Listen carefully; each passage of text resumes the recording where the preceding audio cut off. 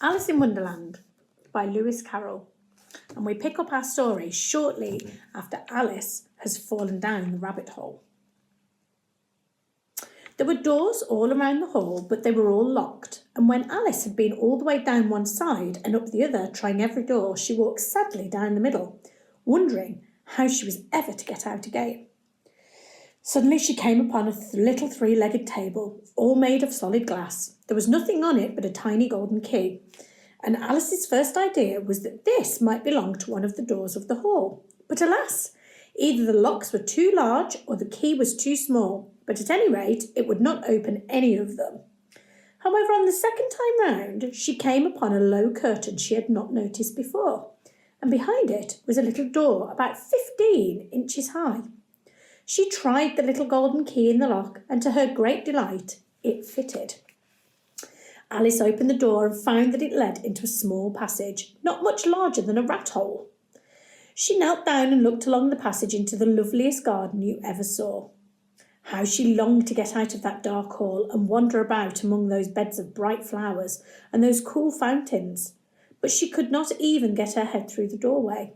And even if my head would go through, thought poor Alice, it would be of very little use without my shoulders.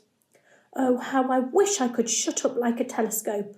I think I could, if I only knew how to begin.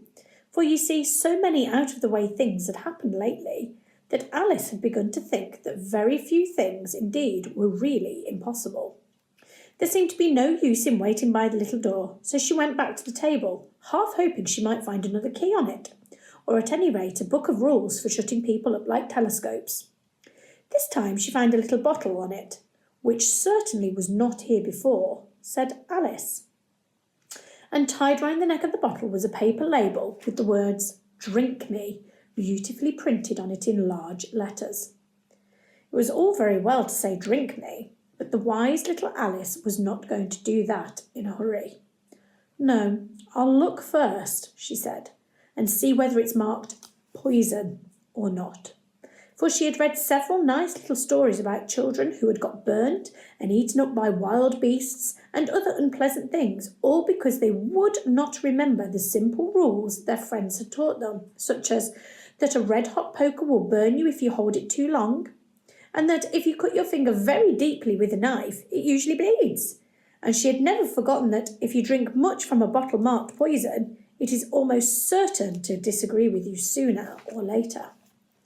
However, this bottle was not marked poison, so Alice ventured to taste it, and finding it very nice. It had, in fact, a sort of mixed flavour of cherry tart, custard, pineapple, roast turkey, toffee, and hot buttered toast. She very soon finished it off. I wonder what happens next in Alice's adventures. Will she be small enough to go through the door? Will she get her head and shoulders through? You'll have to read the story to find out exactly what happens.